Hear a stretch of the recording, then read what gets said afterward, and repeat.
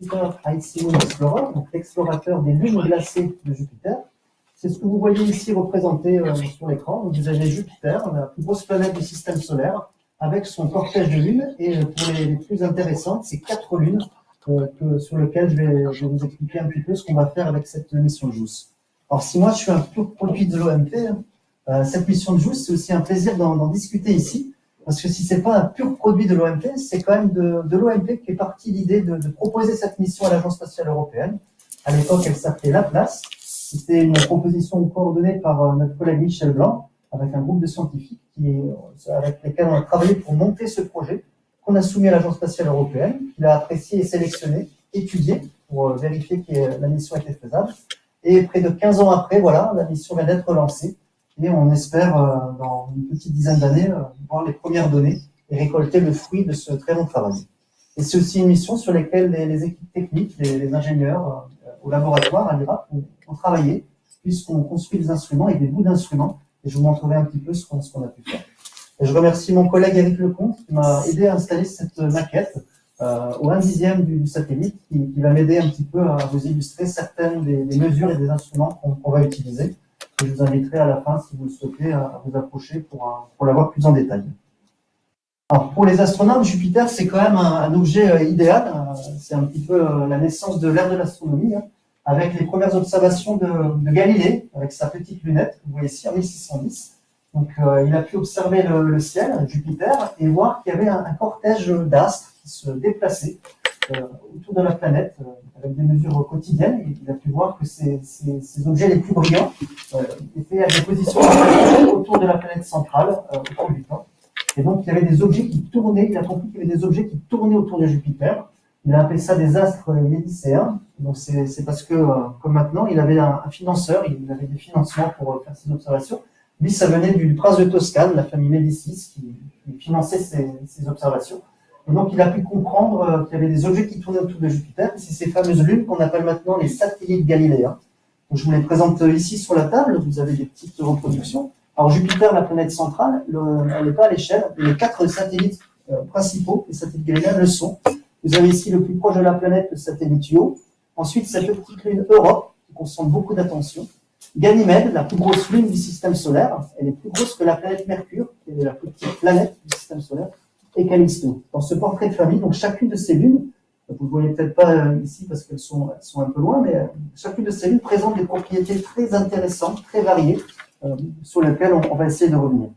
Alors, si en 1610, Galilée, c'est le démarrage de l'astronomie, maintenant on fait beaucoup mieux. Vous avez sans doute entendu parler de moyens d'observation récents, comme le James Webb Space Telescope. Et donc, je ne résiste pas à vous montrer ici l'image de Jupiter et de son système prise par le James Webb Space Telescope, très tôt après ces premières observations. Et on a déjà plein de résultats qui nous arrivent. Il y en aura énormément dans les années à venir. C'est vraiment un moyen d'étude et d'observation unique. Vous voyez ici, donc, observé avec le James Webb, c'est cette lune Ganymède en infrarouge. Vous voyez ici une hétérogénéité entre les régions polaires et les régions à plus basse latitude. Des spectres très différents. Et ça, je vous expliquerai un petit peu pourquoi. J'essaierai de vous faire comprendre pourquoi l'environnement va permettre d'expliquer ces observations. Et vous avez ici le satellite Io, avec des points chauds à sa surface. Et ce sont en fait des volcans qui émettent de la matière dans le système de Jupiter. Donc, par rapport à cette petite lunette de Galilée, maintenant, notre moyen d'observation est vraiment beaucoup plus puissant et source de beaucoup plus d'observations. C'est des grosses images, il y a beaucoup de volume à traiter. Ça met un peu de temps.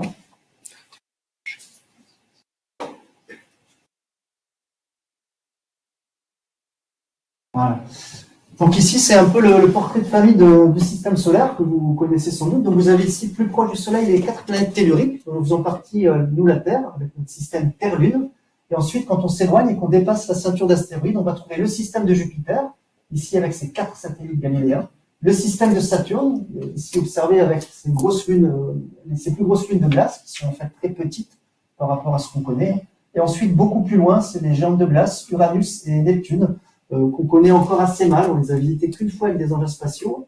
On espère y revenir dans les années à venir, mais on les observe depuis le sol ou l'espace, depuis la banlieue terrestre avec des télescopes.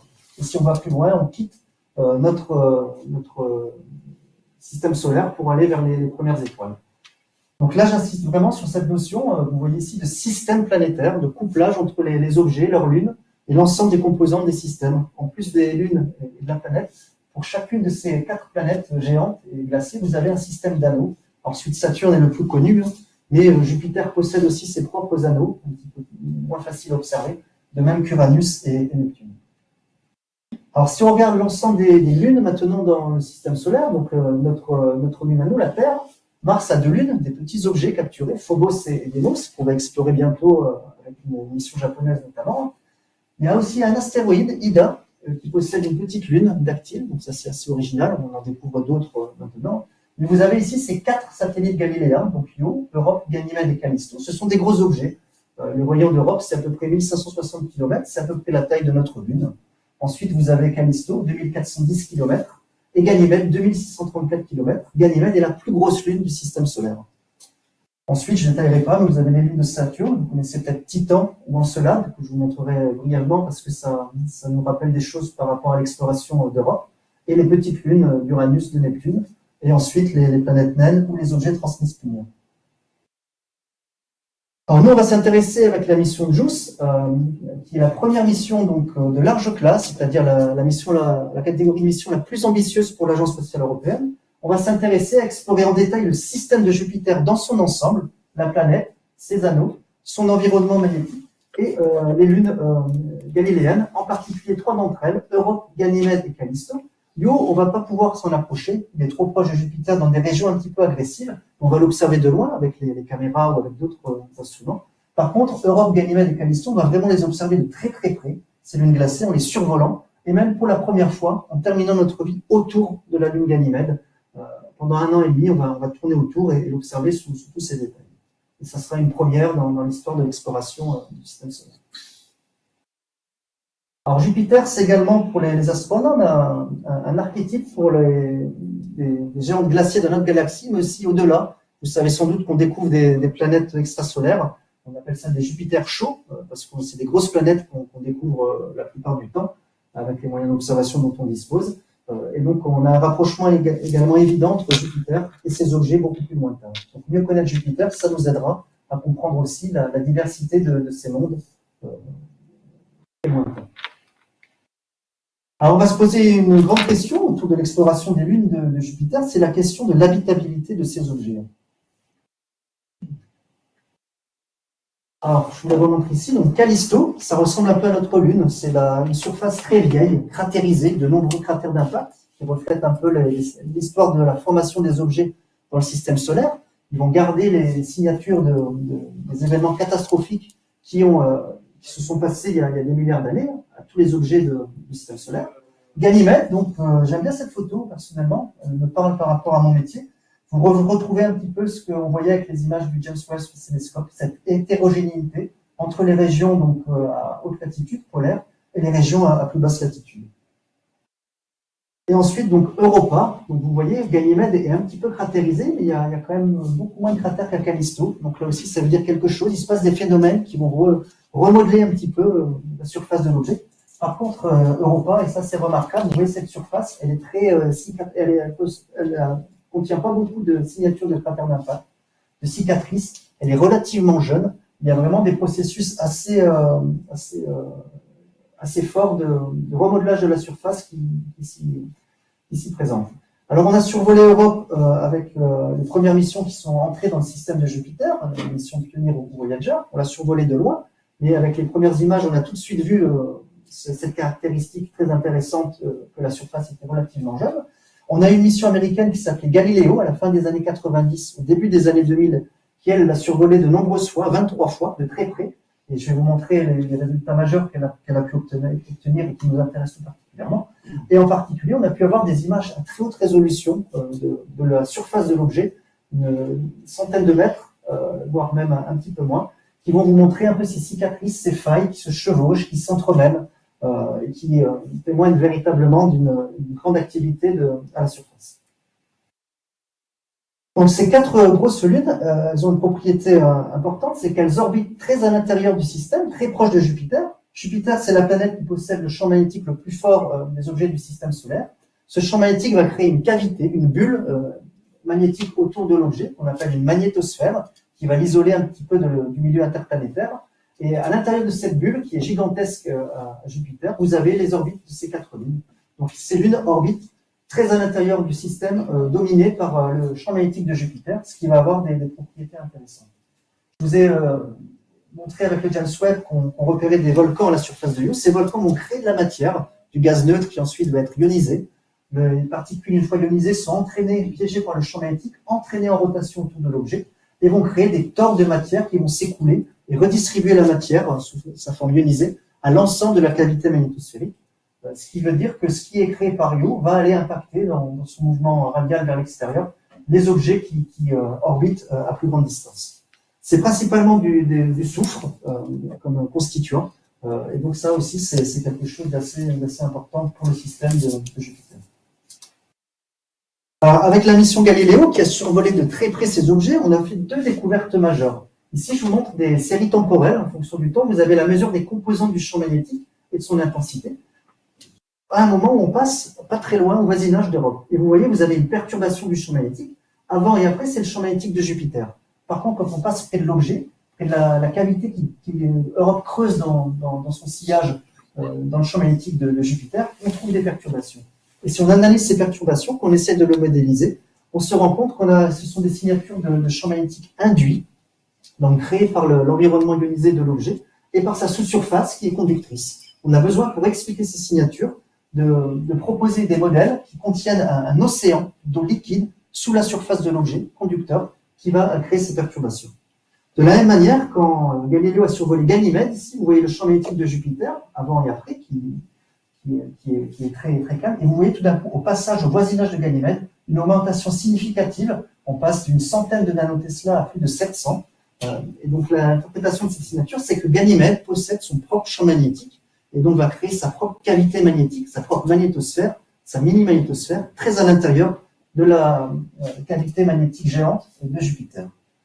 Donc, ces 2 propriétés observées par le magnétomètre à bord de Galileo sont des propriétés qui vont un petit peu nous guider et qui nous ont permis de construire cette nouvelle mission de JUICE pour étudier de près ces 2 objets, Europe et Ganymède, dans le système de Jupiter et dans sa magnétosphère.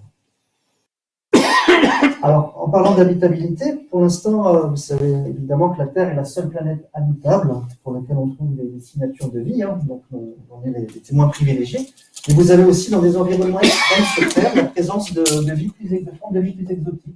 Alors, je ne suis pas spécialiste, je ne vais pas vous détailler tout ça, mais on trouve dans des environnements très agressifs, très protégés, que ce soit sous l'eau ou alors près de volcans, on trouve des formes de vie qui sont assez originales sur Terre, et ça guide un petit peu nos recherches vers les objets dans le système solaire. La présence d'eau liquide, donc, qui est soupçonnée à Europe et Ganymède, également à Callisto, c'est des choses qu'on a aussi observées avec la mission Cassini à Saturne, à Titan ou alors à Encelade, qu'on observe également dans les planètes naines, Pluto ou Cérès. Donc il y a de l'eau dans le système solaire sous forme liquide, il faut aller la chercher assez loin, par contre. Pour les environnements plus proches comme ceux de Mars, l'eau, on a des traces d'eau, mais l'eau liquide sous cette forme n'est plus rencontrée. Et en particulier, si on compare par rapport à la taille des objets, on se rend compte que la Terre qu'on connaît bien, il y a beaucoup d'eau, certes, mais par rapport à la taille de l'objet, il y a beaucoup plus d'eau sur Europe ou sur Ganymède, en particulier ou sur Encelade, également à Saturne. En particulier pour Europe, les modèles d'eau liquide et d'océan sous la surface nécessitent d'invoquer des grandes quantités d'eau, très proches de la croûte glacée, mais sous des profondeurs assez importantes. Et donc, si on s'intéresse à l'habitabilité de ces mondes, il nous faut 4 ingrédients pour rendre un objet planétaire habitable. La présence d'eau, indispensable. La présence d'éléments chimiques essentiels autour des molécules et des chaînes du carbone, notamment. Vous avez aussi azote, oxygène, soufre et d'autres molécules. Il nous faut de l'énergie également pour faire un petit peu fonctionner cette chimie qui va complexifier les molécules présentes dans les objets, et des environnements stables pour les protéger. Donc, pour étudier l'habitabilité des lunes glacées de Jupiter, on va essayer de s'intéresser à ces 4 éléments essentiels et voir si le système de Jupiter les présente, et dans quelle proportion, et comment ces ingrédients fonctionnent ensemble dans ces environnements. Alors, de l'énergie, donc, nous sur Terre, il y a pas mal de sources d'énergie. Il y a le Soleil très proche, il y a la radioactivité sous la surface. La source d'énergie principale pour les lunes de Jupiter, c'est quelque chose qu'on connaît bien dans notre système Terre-Lune, ce sont les effets de marée. Donc, vous avez les orbites ici de ces lunes qui sont, donc Io, Europe et Ganymède, qui sont en résonance, qui sont figées gravitationnellement autour de Jupiter. Cette résonance, on l'appelle Laplace, c'est pour ça qu'on avait proposé la mission Laplace, parce que cette résonance, c'est un élément clé du système des lunes de Jupiter. Et donc, ça va induire des effets de marée très importants, notamment à Io, qui orbite très proche de Jupiter, mais également à Europe, et ensuite à Ganymède. Callisto est un peu différent dans le système, puisque c'est la lune la plus externe. Alors, les effets de ces marées à Europe, ils vont être assez importants. Si on regarde un petit peu l'amplitude des marées au cours de l'orbite d'Europe autour de Jupiter, 3,5 jours pour faire une orbite complète, on va observer un grand nombre de fréquences particulières, la fréquence de Laplace, d'autres résonances, qui vont vraiment mettre le système un petit peu en souffrance, le contraindre thermiquement et mécaniquement. Et on voit avec des images à haute résolution de la surface de l'objet qu'on a des fractures vraiment assez importantes, des failles géantes à la surface de l'objet, du fait de ces échanges de chaleur, de la friction créée par ces effets de marée. Si on fait des petits modèles thermiques de cette surface de l'objet, on se rend compte que la plupart de la chaleur est dissipée dans les premières couches assez rapidement. Et donc, ces premières couches vont être relativement poreuses et vont pouvoir permettre éventuellement les échanges de matière entre la banquise, la croûte et l'océan sous la glace. Il y a aussi d'autres observations autour de la présence d'éléments chimiques importants qui nous ont été permises par les instruments embarqués sur les missions précédentes, comme Galileo. Mais là, je ne résiste pas encore à vous montrer un résultat très récent par le James Webb Space Telescope qui observait l'Europe avec sa caméra infrarouge proche. Donc, vous voyez, il y a quand même une surface qui n'est pas tant résolue que ça à partir de l'orbite terrestre. Nous, avec JUICE, on va aller beaucoup plus proche de l'objet, donc ça n'aura rien à voir.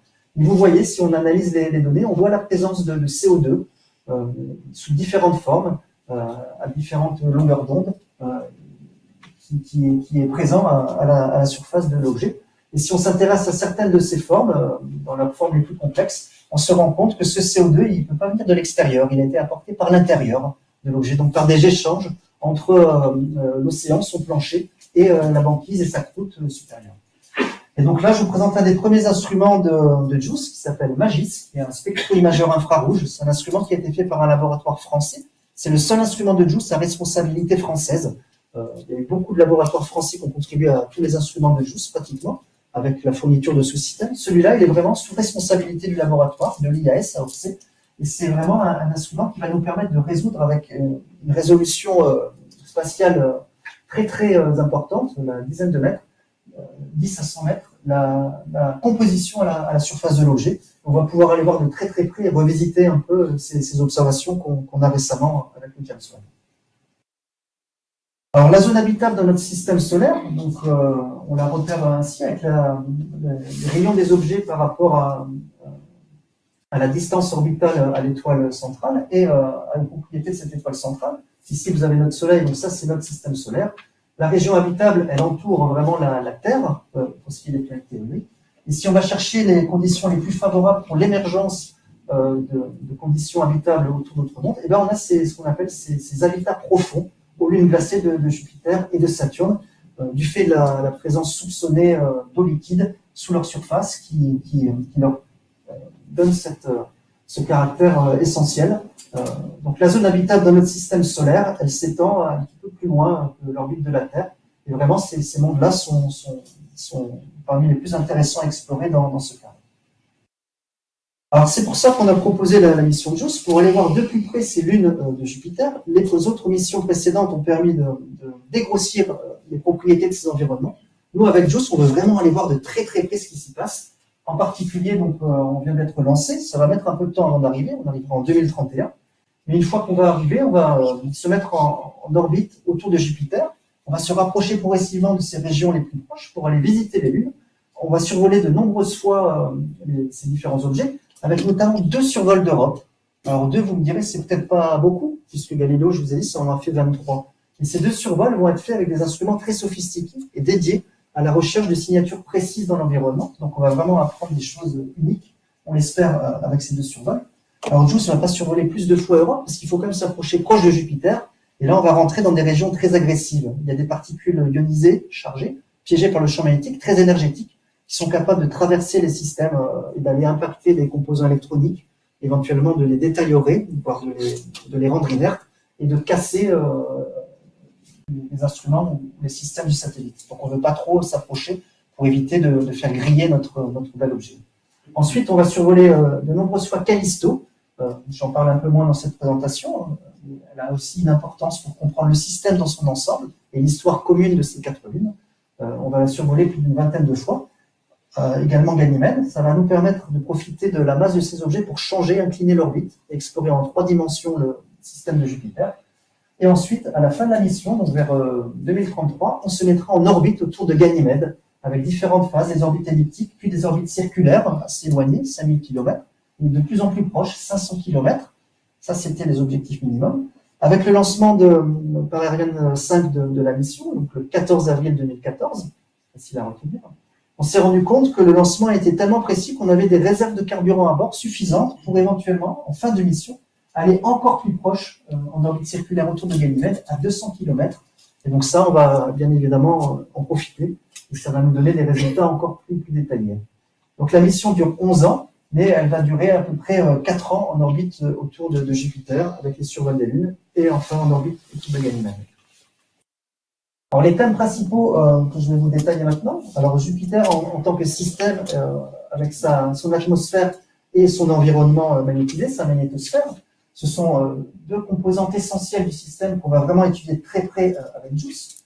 En particulier l'atmosphère de Jupiter. Donc vous connaissez peut-être, si vous avez déjà observé Jupiter, sa structure assez remarquable avec ses bandes équatoriales, différentes latitudes, ces cyclones qui se développent, qui vont évoluer, cette turbulence atmosphérique qui va traduire un couplage entre les régions qu'on voit nous de manière visible et les régions plus profondes pour lesquelles il faut accéder à d'autres longueurs d'onde. Et vraiment, avec l'instrumentation à bord de JUICE, on va pouvoir explorer cette atmosphère et toute sa dynamique très riche, très en détail.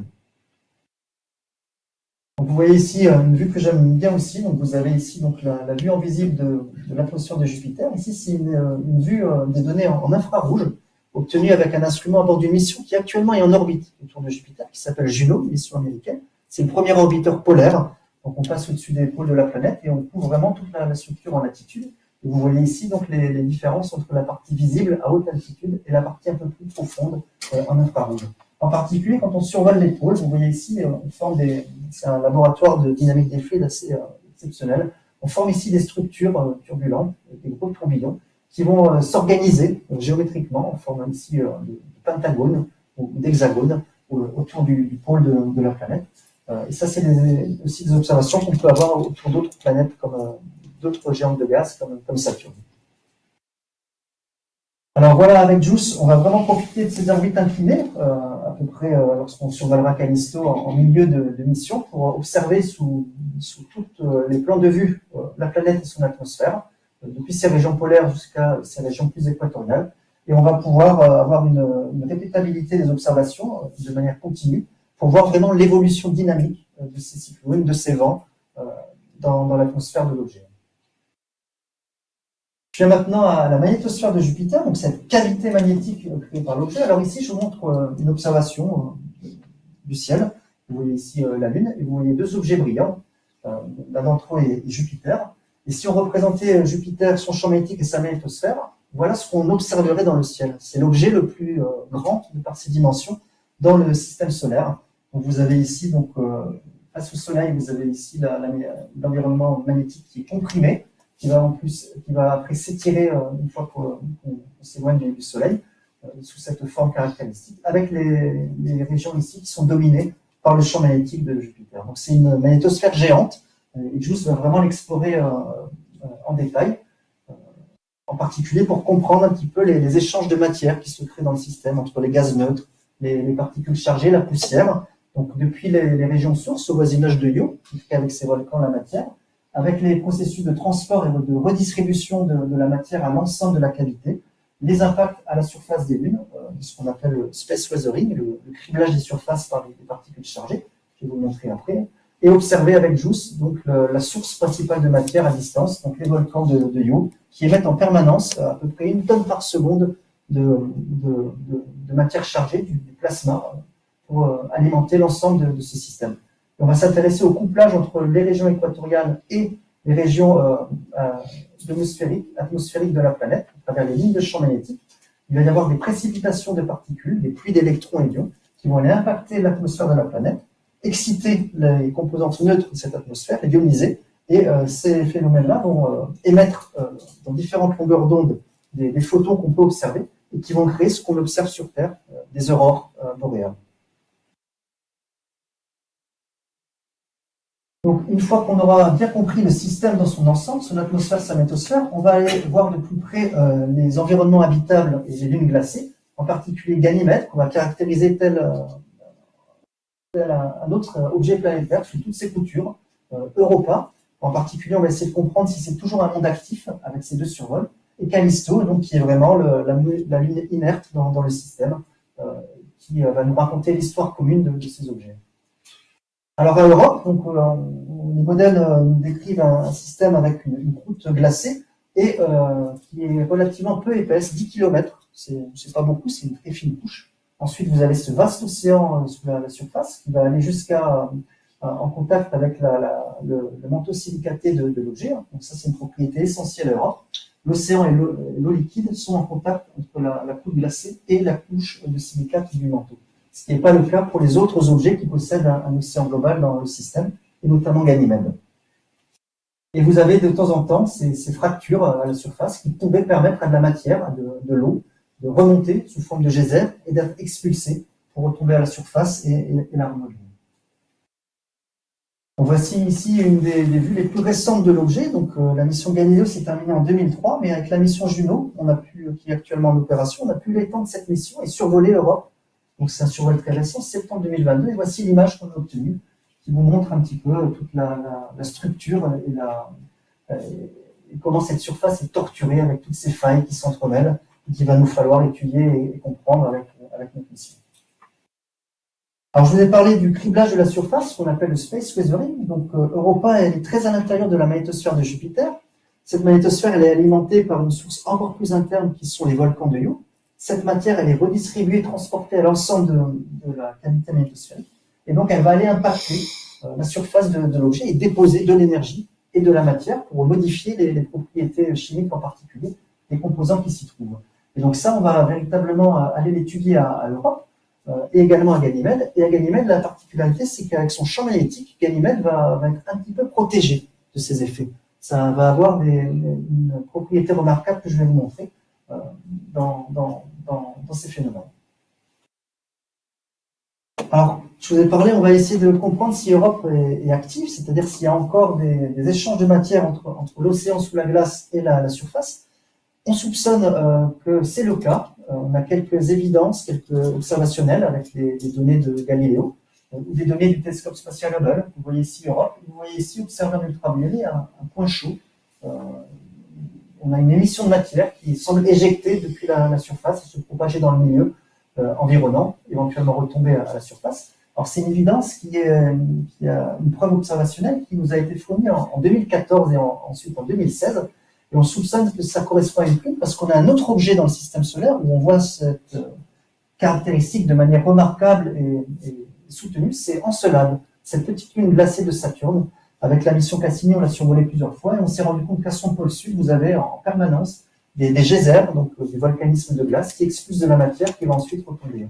Donc avec Cassini, on est passé très près, on est passé dans ces plumes, dans ces éjections, et pour vous les remettre, donc on sait vraiment qu'elles sont là, donc ça nous a donné des idées pour réinterpréter les données de Galileo à Europa. Et pour vous donner une petite idée, ça c'est une image avec Cassini, les caméras à bord, très proche de l'objet. Et si on regarde avec le James Webb à nouveau Encelade, on voit aussi quelques pixels, on voit aussi une possible évidence pour les plumes d'Encelade. Mais entre la vision donc de loin et la vision de près, il y a un monde. Et c'est un petit peu ce qu'on espère trouver entre cette vision de lointaine avec le vol d'Europe, de sa possible plume, et ces survols qu'on va effectuer avec JUICE pour aller vraiment éventuellement passer, si on a de la chance, dans ces plumes éjectées depuis la matière, depuis la sous-surface, et sonder un peu la matière qui s'y trouve.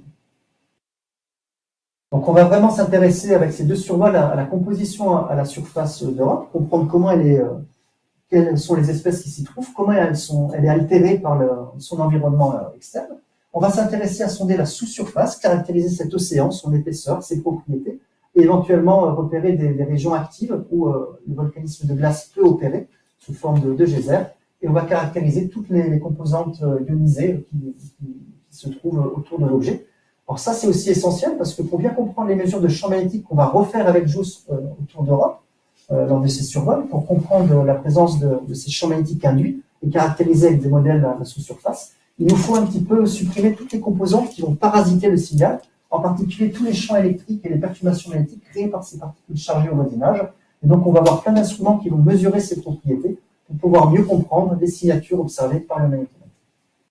Donc, ce sont deux survols à 400-500 km d'altitude. C'est relativement lointain. Et Galiléo, on est allé beaucoup plus proche.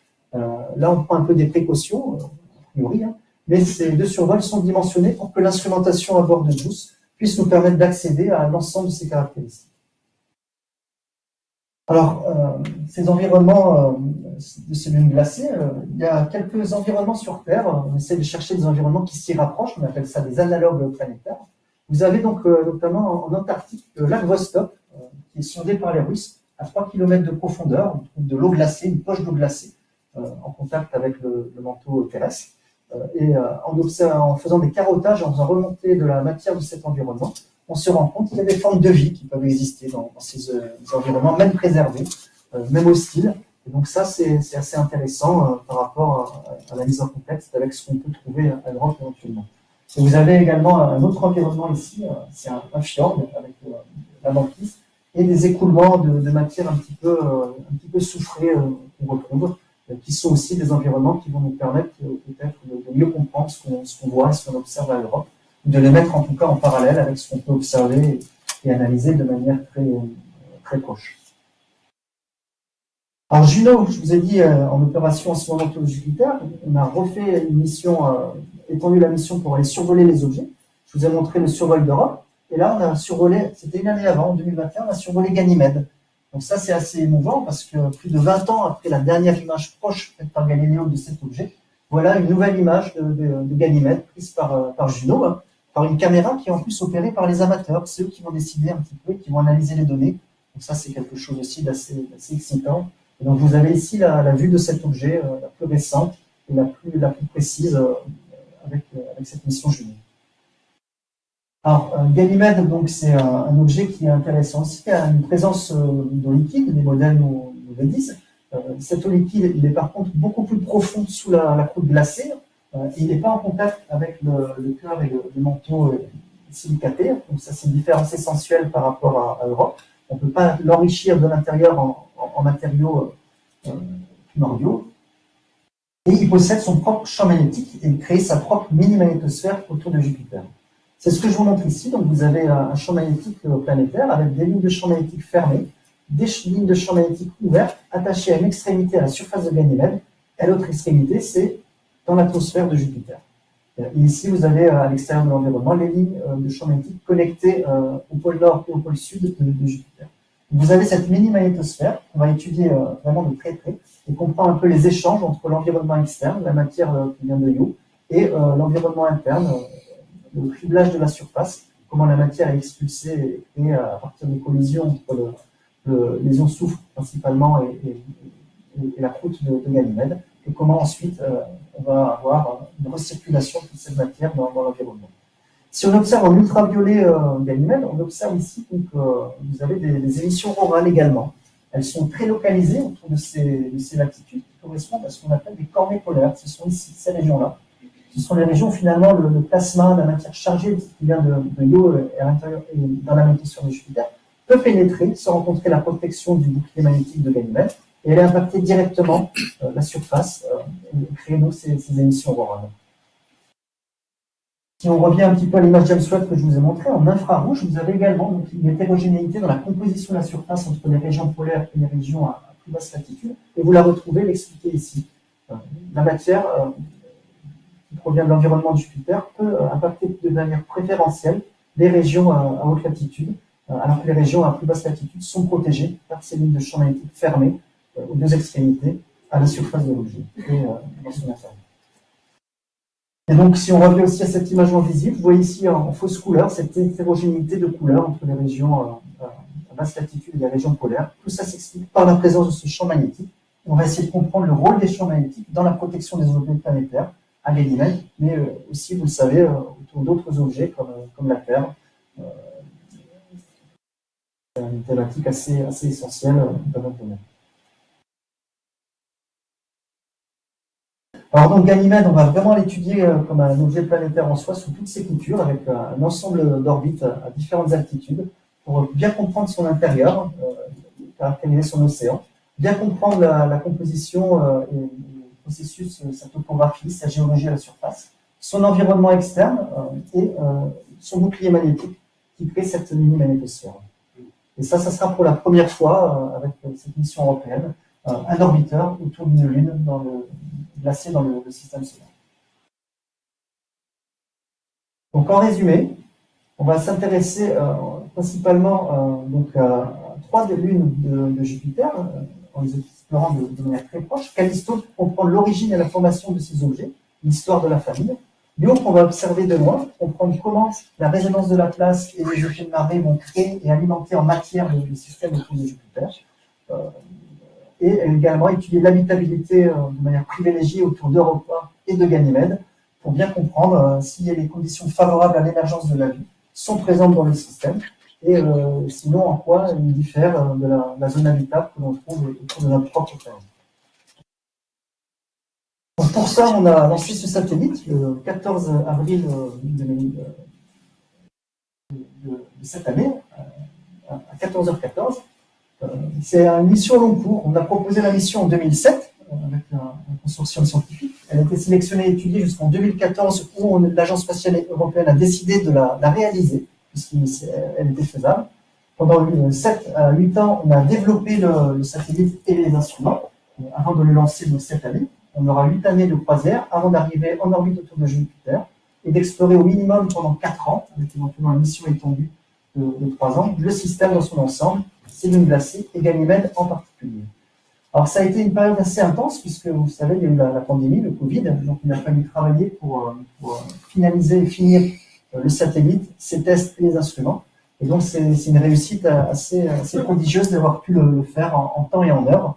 Il y a eu seulement 1 an de décalage entre le lancement prévu initialement de 2022 et le lancement réel de 2023. Alors ça a été compliqué à faire comme mission. Tout d'abord, on va aller loin dans le système solaire. Donc vous voyez là sur la maquette, vous avez quand même des gros panneaux solaires qui sont énormes. C'est les plus importants lancés sur les missions spatiales. Ils se déplient en pétales pour optimiser un petit peu l'encombrement sur le satellite. Il a fallu régler déjà ce premier problème. Ensuite, on est loin de la Terre. Il y a beaucoup de temps pour communiquer les informations et transmettre les commandes. Donc, il faut que le satellite soit relativement autonome. Donc, il est quand même, les systèmes de navigation à bord sont assez perfectionnés. Et ensuite, vous avez quand même ces radiations, ces particules énergétiques qui sont dans l'environnement de Jupiter. Même si on évite les zones les plus intenses, on va rencontrer des zones assez intenses. Il a fallu étudier de très près ce problème pour montrer que la mission était faisable. On a mis l'ensemble des électroniques dans des sarcophages blindés pour les protéger, très à l'intérieur du système.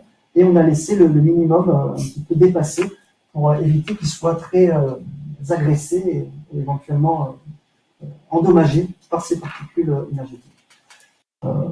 Pour vous donner une petite référence, 1 mois autour d'Europe, en termes de radiation, ça équivaut à 15 ans en orbite géostationnaire autour de la Terre. C'est vraiment des environnements quand même assez difficiles d'accès, et on est content d'avoir réalisé un satellite qui va nous permettre au moins de toucher du doigt ces environnements.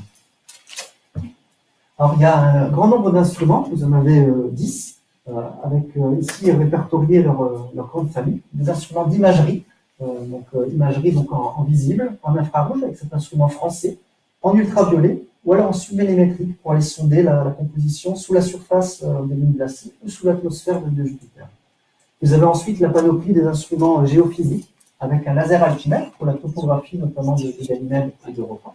Un radar pénétrant, alors ça c'est un instrument important puisque lui va nous permettre de sonder sous la banquise et la croûte glacée, d'aller voir l'océan, finalement de plus près.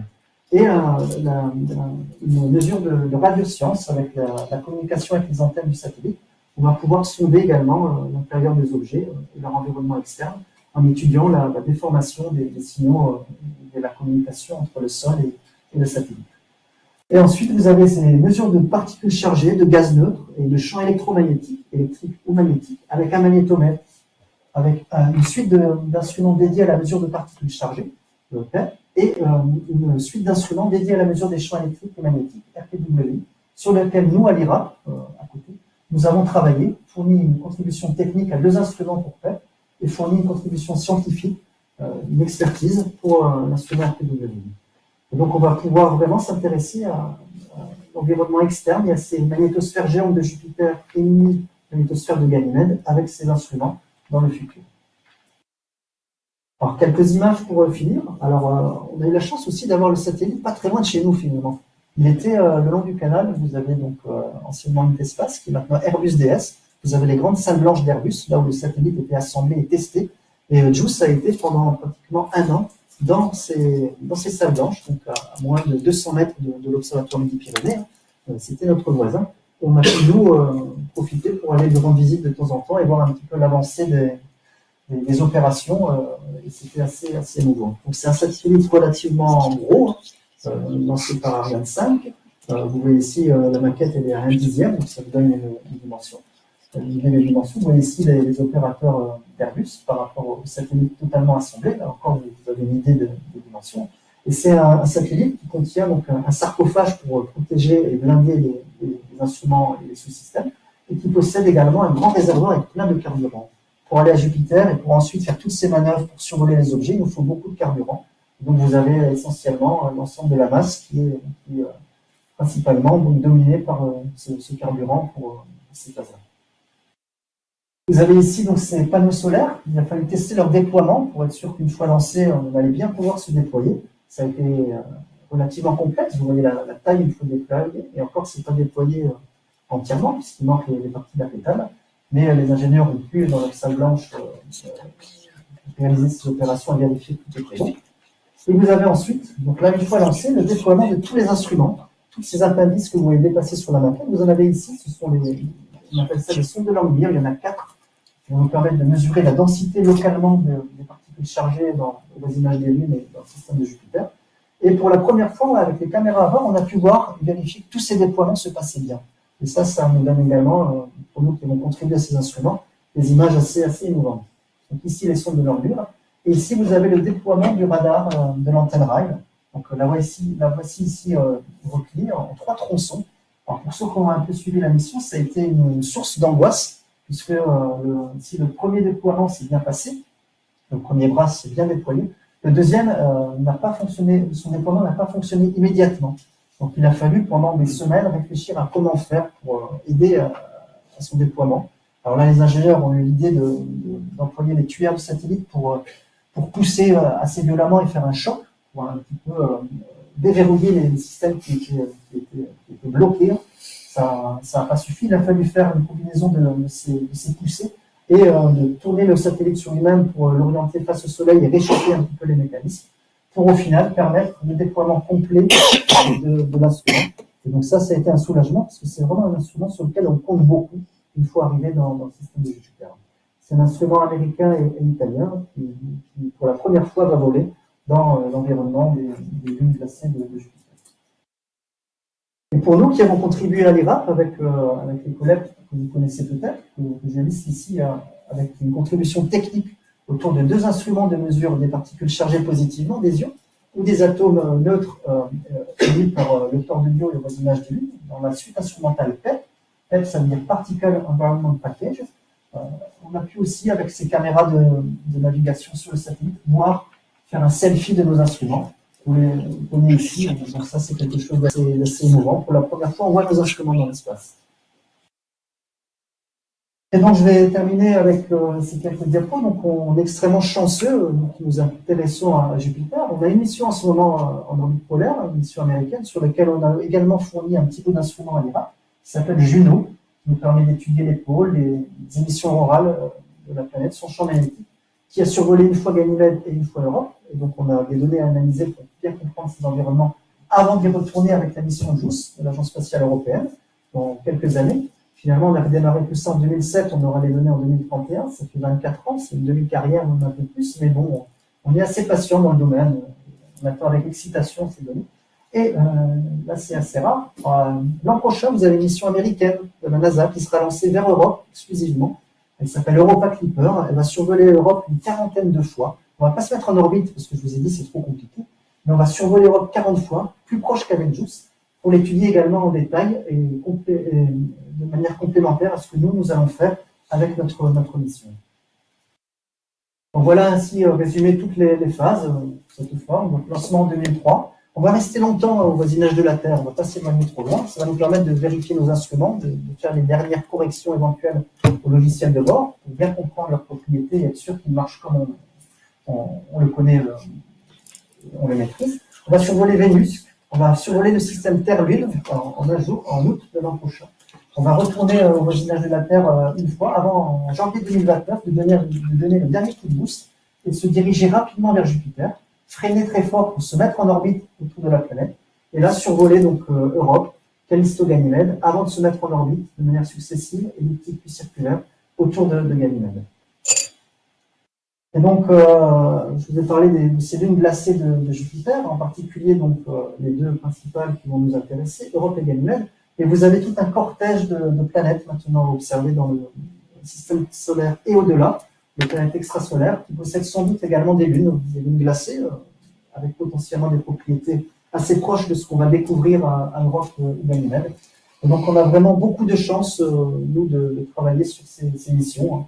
On le vit avec excitation et au jour le jour. Et j'espère que vous avez pu partager avec moi et avec nous cette chance, ce bonheur, et un bonheur qu'on vit au jour le jour depuis 4 ans, après la livraison de tous les instruments et ce lancement qui nous a ravis. Et on espère vous donner des nouvelles régulières de ce qui va se passer autour de cette mission et de cette exploration. Merci pour votre attention.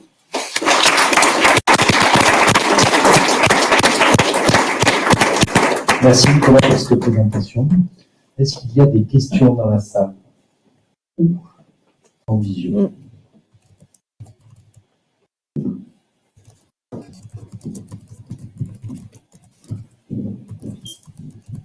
Merci beaucoup, c'était vraiment super intéressant et très bien expliqué. Je voulais voir, il y avait une image de Jupiter en infrarouge où on voyait des tourbillons organisés de façon très symétrique. Ça, vous pouvez juste détailler comment ça se forme et comment, si c'est dynamique. Et aussi, il y avait deux images comme ça, donc je voulais juste savoir la différence entre les deux et si c'est un phénomène purement hydro ou si c'est la magnétosphère joue. Voilà, merci. Donc vous avez deux images là, tout à fait. Donc ça c'est l'image donc avec l'orbiteur polaire en infrarouge avec un spectro-imageur. Là on peut voir toutes les couches à différentes latitudes, comment elles s'organisent et quelle est la dynamique un petit peu en profondeur. Et en particulier quand on passe au-dessus des pôles, ouais, vous avez effectivement cette organisation géométrique assez exceptionnelle parce que finalement on se rend compte qu'elle est stable. Vous avez une atmosphère avec plein d'échanges d'énergie, de matière très turbulente, mais à ces pôles vous avez ces gros tourbillons qui s'organisent. Vous en avez, je crois, 8 qui s'organisent et qui restent là. Chaque orbite, on les voit. Donc ça, c'est assez original. Pour le comprendre, c'est vraiment un problème de dynamique des fluides. Vous avez même des collègues au Danemark qui, dans des grandes cuves, mettent en rotation un fluide, en rotation différentielle, et vont réussir à créer ces structures. Moi-même, pour la petite histoire, fait une petite maquette réduite de cette expérience avec des étudiants en projet d'initiation à la recherche. On avait réussi à reproduire des structures comme ça. Elles sont stables. C'est simplement l'organisation en fonction de la rotation différentielle des couches atmosphériques. C'est un phénomène qu'on avait observé avec Cassini à Saturne pour la première fois. Saturne, il y a vraiment un hexagone à son pôle nord qui est là encore relativement stable. À Jupiter, on ne le soupçonnait pas, mais avec cette mission Juno, on a pu le mettre en évidence. Donc c'est un problème hydrodynamique de stabilité d'un milieu en rotation différentielle avec différentes couches. Et donc le champ magnétique joue pas? Non, le champ magnétique, ça va créer des particules chargées qui vont précipiter, qui vont aller impacter le gaz neutre, mais ça c'est plus en profondeur. sur les émissions rurales, on voit des structures totalement différentes, qui ne sont pas du tout celles qui sont observées ici en infrarouge sous la profondeur. Vous les avez ici. Alors, je n'ai pas beaucoup parlé de ça, mais c'est assez original. Donc, les émissions rurales à la Terre, elles sont pas présentes de manière continue. Elles vont dépendre des conditions avec le milieu interplanétaire, des éjections de matière du Soleil et de ce qui se passe dans l'environnement lointain de la Terre. À Jupiter, ces émissions rurales, elles sont continues. Vous avez toujours ce qu'on appelle ici l'ovale auroral principal, qui vient de courants qui circulent dans le plan équatorial de la magnétosphère, à peu près au niveau de l'orbite de Callisto. Ça n'a rien à voir avec la Lune, c'est simplement à ce niveau-là que ces particules sont précipitées et vont aller impacter l'atmosphère de la planète.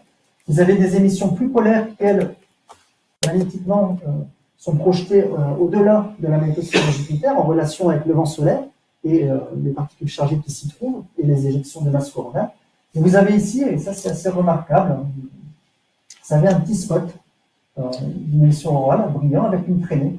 Ça c'est la connexion électromagnétique entre une des lunes de Jupiter, donc ici c'est celui de Io, et l'atmosphère de la planète. Io va perturber l'environnement dans la magnétosphère équatoriale de la planète, va faire précipiter des particules qui vont aller impacter l'atmosphère dans cette région localisée où magnétiquement la Lune se projette. Donc Io, on le voit bien ici, vous avez aussi Ganymède, Europe, et on a peut-être une possible évidence pour le même phénomène à Callisto. Il y a un étudiant en thèse, Jonas Rabia, qui est ici dans la salle, qui s'intéresse de très près à cette problématique. Et donc c'est quelque chose qui est différent.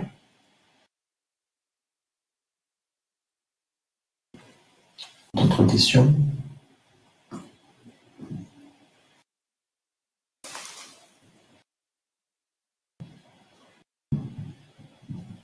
Tu as parlé rapidement de repas Clipper. Tu peux nous dire juste un tout petit peu quelle est la complémentarité, disons, entre les deux missions, là, s'il te plaît? Alors, on va faire un petit peu d'histoire de cette mission.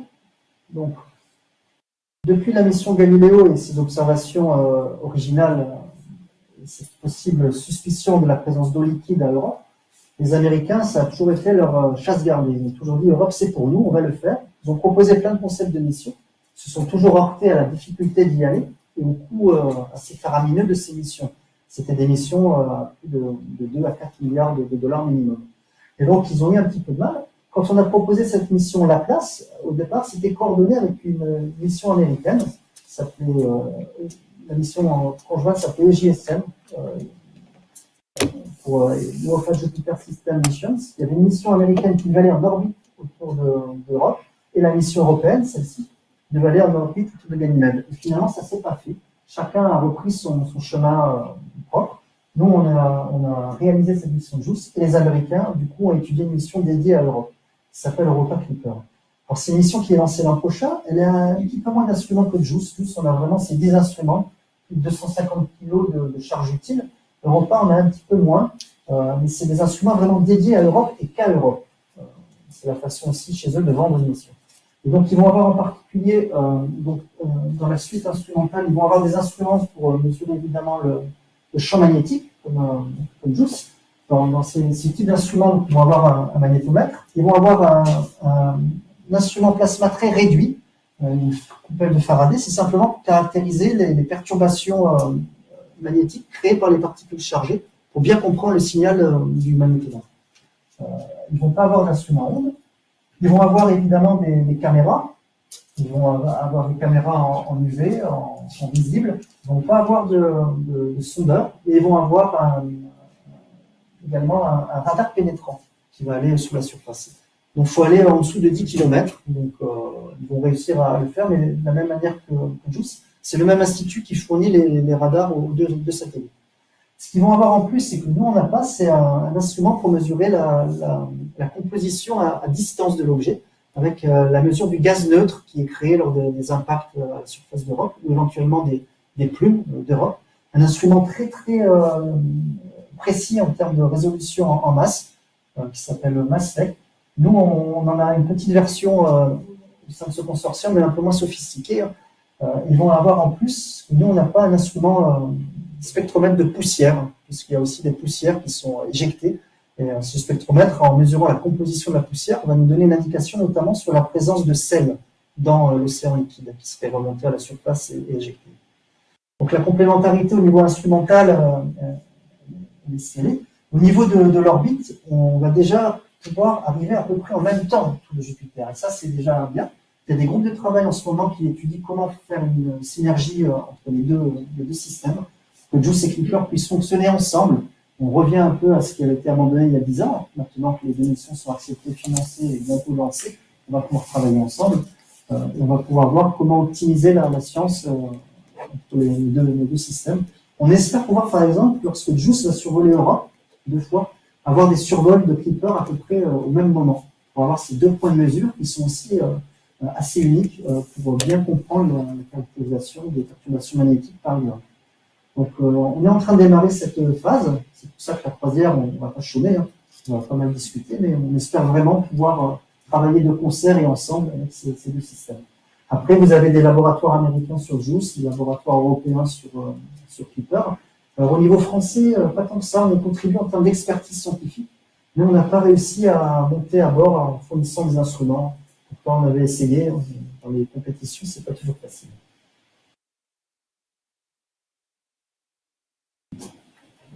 Une autre question? Merci. Merci. On remercie encore Nicolas.